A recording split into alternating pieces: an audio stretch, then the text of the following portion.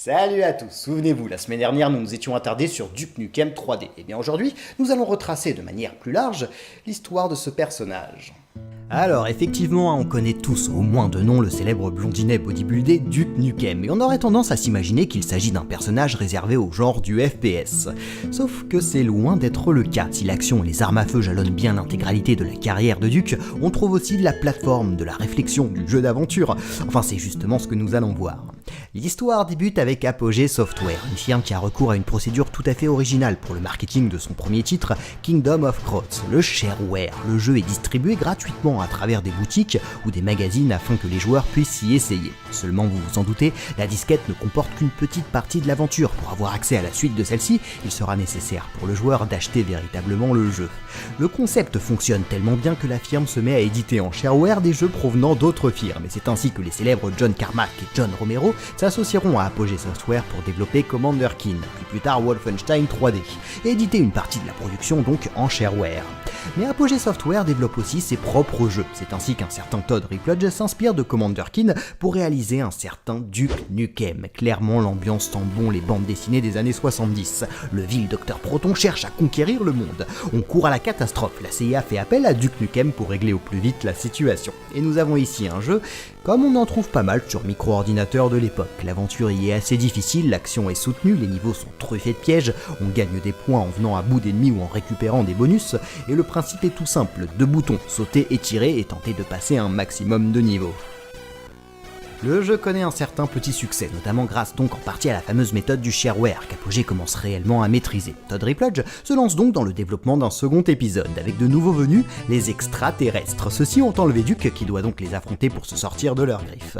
Le titre apporte quelques améliorations, comme un arsenal un peu plus étoffé, une plus grande liberté dans les contrôles du personnage, il est à présent possible de se baisser, de tirer en l'air, et encore une fois, le jeu rencontre son public. À dire vrai, Duke Nukem se fait même une petite réputation dans le cercle fermé des personnages branchés des jeux micro-ordinateurs. Nombreux sont ceux qui s'y sont essayés, que ce soit en achetant le jeu ou en démo donc.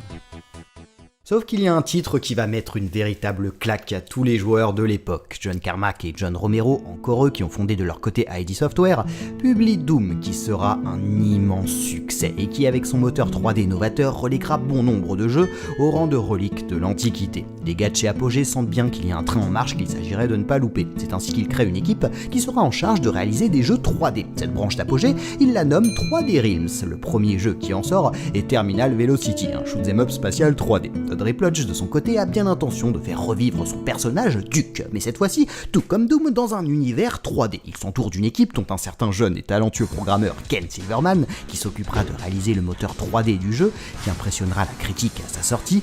Duke Nukem 3D n'égalisera pas le succès de Doom, mais il sera bien l'un des titres phares de cette époque, que ce soit en termes de gameplay, il est à présent possible de regarder vers le haut et vers le bas, permettant au level designer d'imaginer des niveaux plus verticaux, on peut sauter, incluant des phases de plateforme, il est possible d'interagir avec bon nombre d'éléments du décor, faire ses besoins aux toilettes, jouer au billard, observer les caméras de sécurité, et surtout les auteurs osent mettre les pieds là où bon nombre de développeurs craignent la censure et les critiques de la presse.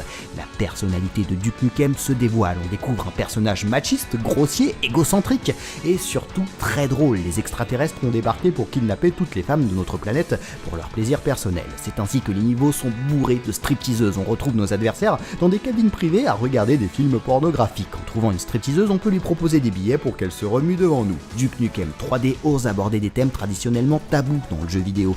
Le personnage s'affirme et en devient original. Vous imaginez un Sonic ou un Mario balancer des insultes et demander à des gogo danseuses de se mettre nus. Le jeu est logiquement un énorme succès.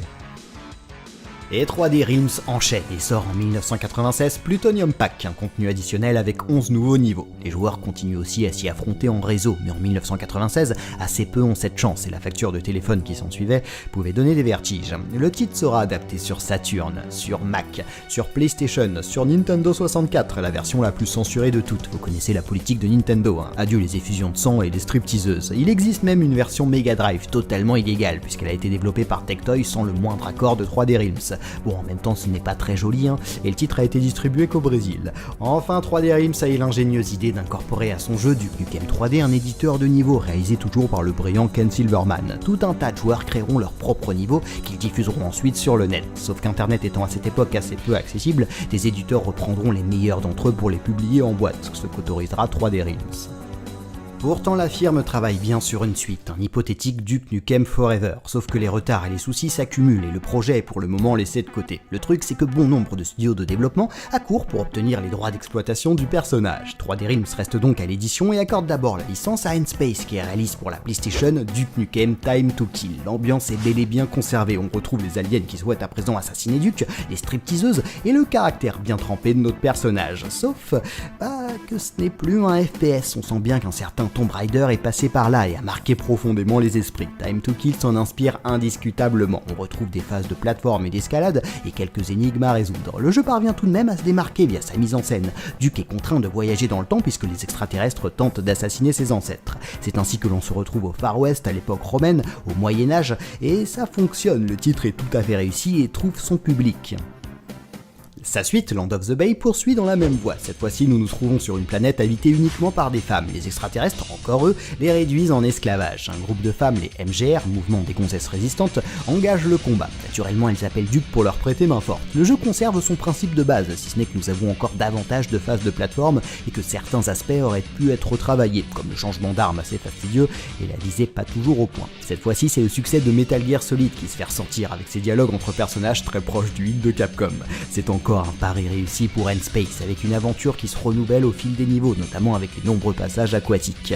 Sur Nintendo 64, c'est Eurocom qui s'occupe de développer un titre assez proche en vérité des opus PS1. Si ce n'est pas le même développeur, ce sont les mêmes éditeurs, GT Interactive et 3D Realms. Même l'intrigue y ressemble fortement. Un duc du futur débarque et annonce au duc du présent que des extraterrestres tentent de l'assassiner et que pour les combattre, il doit remonter dans le temps. Les époques, ce sont le présent, le Far West, le futur et Londres du 19e siècle. Mais force est de constater que ça fonctionne tout de même un peu moins bien, la faute principalement à des niveaux trop grands et donc affreusement longs à parcourir. Comme il n'est possible d'enregistrer sa progression qu'entre chaque niveau, je vous laisse imaginer la frustration lorsque vous mourrez contre le boss ou à cause d'un piège à la con, vous contraignant à vous retaper parfois plus d'une heure de jeu.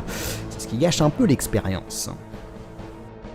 Taurus Game aussi a développé un jeu pour la Game Boy Color. Duke Nukem répond à ses fans dans un talk show lorsqu'il se fait kidnapper, je vous laisse deviner par qui, par des extraterrestres bien sûr. Et c'est un retour pour Duke à la 2D, comme ses toutes premières apparitions. Sauf que les années ont passé et que le personnage a bien évolué. On oublie presque le côté badass et égocentrique de Duke pour un univers un peu trop gentillet, du moins trop enfantin. Le gameplay s'avère classique, on avance, on évite les pièges, on tire, si ce n'est à quelques moments des phases de jeu à bord de véhicules, le titre nous surprend trop peu et il ne marquera certainement pas les esprits.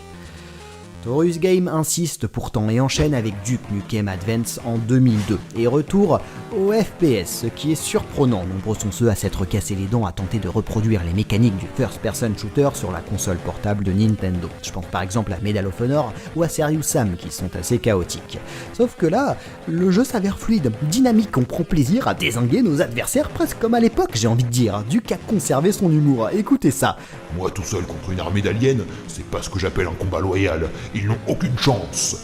On regrettera que le jeu ne soit pas un peu plus provoquant. Bon, on est sur Nintendo, mais Taurus Game est parvenu à surprendre avec ce titre, très agréable à parcourir.